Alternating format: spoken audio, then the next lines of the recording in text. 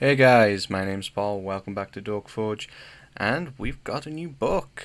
Rising from the Last War came out this week, and well, we're going to see a lot of content from a lot of different content producers explaining things, giving you builds and all that exciting things, so of course we have to put our own little spin on things too.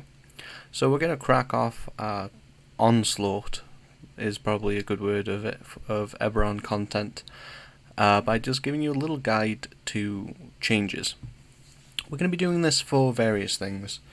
The next one will most likely be a guide to how the Artificer has changed between the last revisited UA and publication, but this specifically is how the Warforge has changed between Wayfinder's Guide and Rising from the Last War. As always with our videos, there's going to be a document that you see on screen in the description if you would like to follow along or use it for your own reference. Just to clarify, we are not providing you with the content from the book. We are only really saying what the differences are, and this is a guide to the differences. So without further ado, let's get cracking. So first off, they've completely nixed subraces, which is kind of a sad thing. It is part of the Warforge I did enjoy, but from now on we just have the core Warforged class, and instead they've folded some choices for versatility into the core class, so you can still customize it a bit. Now the first impact that has is immediate, as our stats has changed.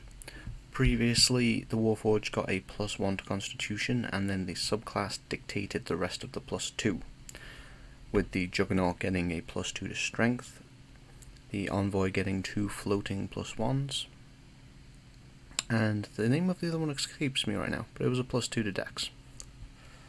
So instead of that, now we have +2 to Constitution and a floating +1 to any other stat of your choice. No stacking the Constitution, I'm afraid. Moving on, the Resilience feature has changed. The name has changed from Warforged Resilience to Constructed Resilience, but the only actual mechanical change is they've removed the text saying that you are immune to exhaustion gained through lack of rest. This was a bit weird to include to begin with, as there were other features such as the Pact of the Tome invocation that removed the need to sleep, but the actual gaining exhaustion through lack of rest is a variant rule, so referring to it in a race, not class, was a little bit weird. No big loss, and for all you Coffee Lock fans, I'm pretty sure this wouldn't really change anything. Sentry's Rest, same as, no changes. But the big changes, other than the sub-races disappearing, is Integrated Protection. Now, we've got a fair few builds on the channel, and I've deliberately avoided doing any Eberron based builds because Wayfinders was essentially playtest. And this was one of the huge reasons Integrated Protection could not be published officially how it was. It was broken. It was just straight up broken. So now we have a completely different take on it. Instead of getting the 3 different cores so that we could choose what we would want, we now instead get a flat +1 to AC, whether we're wearing armor or not. And we can now wear armor. You can only put on armor you are proficient in. I'm not particularly sure why you would want to put armor you're not proficient in to begin with, but that's not really much of a restriction. To don, put on or doff, take off your armor.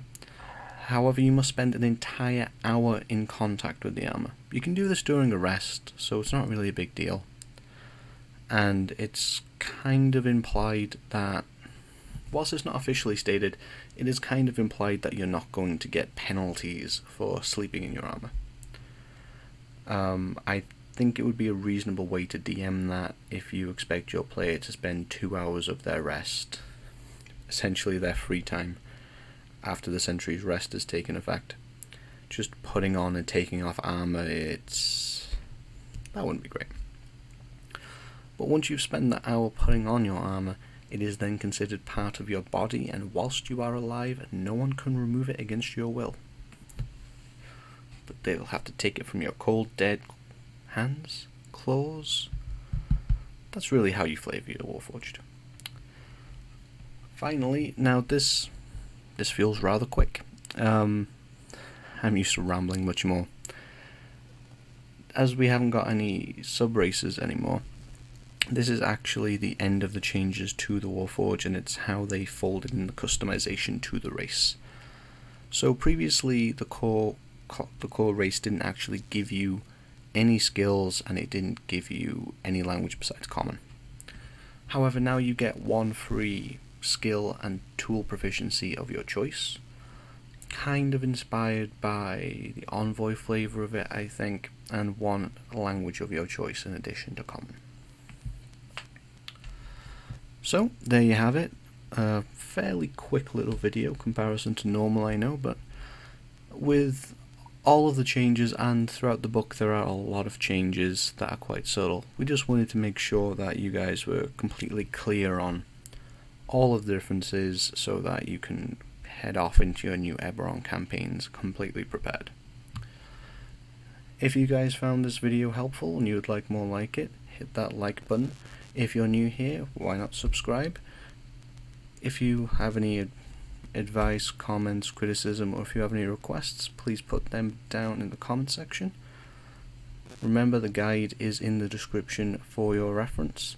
Follow us on Twitter, hit our website up, and we will see you in the next video, guys.